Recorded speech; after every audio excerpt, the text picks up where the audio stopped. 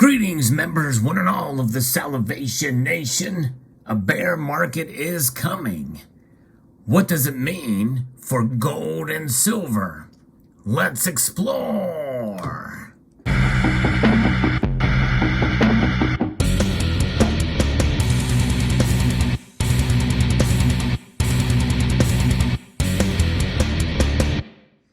Indeed, it is the latest news now, as the stock market is taking a very big hit today. In fact, the Dow Jones Industrial Average is down almost to 1.45%. It is down almost 500 points as I record this video. The NASDAQ is down over 2.5%, and the S&P 500 is down over 1.8%. And what is still hanging on, though, is a dollar index. It is up 0.17. It is over 103 right now. And crude oil is up as well. What's down? Well, we have silver down 1/4, and gold is only up marginally. All the other precious metals are down as well. So what does it mean? The stock market skid this year has pulled the S&P 500 within the grasp of what's known as the bear market. We have rising interest rates, high inflation, the war in Ukraine, and a slowdown in China's economy have caused investors to reconsider the prices they're willing to pay for a wide range of stocks. But it's not only that, and because not only is it affecting high-flying tech companies to traditional automakers, but anything in between. The last bear market happened 2 years ago. We know what happened then. It was because of the pandemic. In March, we saw the big crash of not only the stocks, but also of gold and silver. This time could be a little bit different for gold and silver. And for years, thanks in large part to the actions by the Federal Reserves, stocks often seem to go in only one direction up. So that is just it, folks. The Federal Reserve is what has been pumping into the stock market, and now it's the other way around. So this is what's happening now, is the stock market is moving in the opposite direction because the Fed is not pumping liquidity. Instead, they're doing the opposite. They're making it more difficult for money to flow by raising interest rates, and all their intentions are this year is that's going to continue under the guise of saving us from inflation, which, by the way, they caused, and that is the root cause of it. And by the way, we can't only blame Joe Biden on this. We have to put blame with the Trump administration as well, because it was in 2020 when the shutdowns began and continue for quite some time. Well, everybody was for this large expenditures to help bail out businesses because of the forced shutdown. And by the way, at that time, I felt because of the mandates to shut the business down, the economy down, there was no other choice but to keep things afloat. So we had to do it at the time.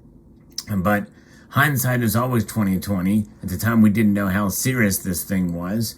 And in looking in retrospect, we probably should not have shut down for as long as we did.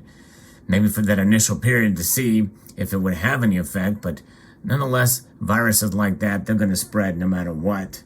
But nonetheless, this is where we are at. And now we have basically are back in the same situation before, but this time with everything open. Everything is open. And we have high inflation. The feds aren't going to be bailing out the stock market. The government's not going to be bailing out the stock market. Yes, there's still money out there from the first couple of COVID packages and the like, but nonetheless, those dollars are much less effective these days. The dollar, I tell you what, it is a force that is certainly the thorn of our sides, because it's not worth as much as it was 2 years ago, for sure. It's not worth as much as it was 1 year ago, and it's not worth as much as it was a month ago. In fact, if you measure it just by terms of 1 month, it's lost over 1% of its value. So measure, say, 1.2, and 8.7% of its value, or 8.3% of its value since last year at this time. So there that is. And so that leaves us with the question, what's going to happen to gold and silver as we march through this bear market? And well, it's going to be a very pivotal time, because people are going to probably run to the safety of cash like they did before, which is going to strengthen the dollar and lower gold and silver prices. But I don't think they're going to lower like they did in March of 2020. No, I do not think they're going to get down that low. And by the way, when that happened in 2020, good luck finding any gold and silver for anywhere near spot price. The premiums were crazy. But there was a small drop in the price overall. I remember I made a purchase then, a fairly substantial purchase too. But they were still high, but there was a little bit of a drop. These days, we're seeing premiums rise because of inflation and strong demand for bullion products out there. And so if the price drops, I think we may see premiums actually increase, in part due not only to demand, because I think the physical silver and gold stacking community, or those who accumulate the precious metals, we see the writing on the wall with what the Fed is doing. And so we understand it. So we're accumulating through these times, and I think we could see premiums increase because people are looking at the writing on the wall and willing to take a chance with higher premiums, all things considered. Even if the price drops fairly substantially in the next couple of weeks and months as we go through this bear market, it's only a matter of time before the spot price plays catch up with where the value is. And I believe that the premiums that we're going to pay will be reflected in the premiums that will still be preserved at the time of selling these metals if you need to sell. I believe it's not a good time to sell.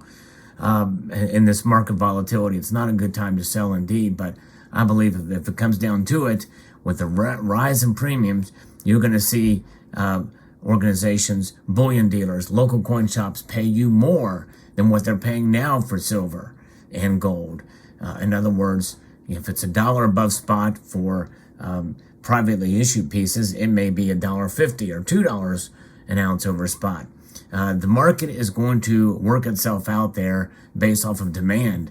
Some of the local coin shops and bullion dealers are going to need silver and gold. So that means if you're selling it, they are buying it. And I do see that that's really where the real disconnect is, because those spot price is important, though it is the foundation for pricing of gold and silver in the market today. You cannot ignore it. There's no ifs, ands, or buts about it. You cannot ignore spot price. However, with that being said, it's not affecting decision making in terms of buying.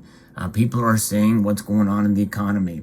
And I think that though the system may not fail or collapse, or we may not see a dollar collapse or an economic collapse anytime soon, we very well could head to a very serious recession that could be worse. It would not take much to run into stagflation, and which means low unemployment, high inflation, and GDP, less GDP growth, and we're going to potentially see a very severe recession down the road. And I think that's going to drive up prices for gold and silver, but it's going to take a little while. It's going to take a bit, which means that we have to be patient. Now, what that world is going to look like, I don't know. I can't conceive of what's going to happen. There's a lot of factors in the economy. There's a lot of checks and balances in the economy that I think in a way kind of keep it going. People want things to do well. People want the economy to do well. And so the markets will kind of react emotionally in that regard. So we may see a snapback to some extent. People will jump in on the bargains there, and that's going to have an effect on the dollar index. It's going to have an effect on precious metals overall. It's going to be a rocky road for a while. It's going to be a wild ride, a roller coaster on a rocky road. Think about that analogy for a bit. And what's going to be what usually happens during a roller coaster ride on a rocky road, or a ride on a rocky road in a vehicle? Well, you're holding on for dear life because you don't know what's going to happen. Is it going to derail? You're a little bit fearful. And, and sometimes the best thing to do out of fear is just to hold on. not to panic, but just to hold on. And so that hodl analogy for holding on for dear life really does play a role here, and I think that's appropriate. So what does it mean for gold and silver? It's something more than just price. More than just price for gold and silver. It's about holding on to what you have and not panicking through it. In other words, don't panic buy, don't panic sell. Keep your wits about you through this, folks, because we don't know where we're going. The Federal Reserve is not going to be aggressively pumping money into the stock market anymore, which means it could be a very wild ride to the downside for the stock market, which is an area that I never really played around in. So it doesn't affect me a whole lot, but obviously it does anyway. But personally, I don't have much involved in the stock market other than what I have through my employer. So I don't really rely on that. I rely on my own personal savings, and gold and silver play a very large role in that. And I think if we keep our focus on wealth preservation, on preserving purchasing power through gold and silver, I think we'll do well. And for those of you that are in the stock market, just be careful out there. Maybe there's ways to shift your money into a more safer investment strategies. Obviously, diversification is key in any environment, whether it be a downturn or upturn. Diversity is key. So what that means for you, it may be different than what it means for me or others out there. But whatever it is, I know that for one thing that I always tell folks here, because this is a precious metal channel, is that gold and silver provide a pretty darn good diverse tool and hedge against this economic instability. And I think it should be considered as a strategy. If you're new to gold and silver, I think it's a good time to consider it. Now, let me know what your thoughts are in the comment section below. I hope you found this video insightful and useful. I'd like to extend a multitude of gratitude to you all for taking the time to watch, and to encourage you to please rate, share, comment, and subscribe.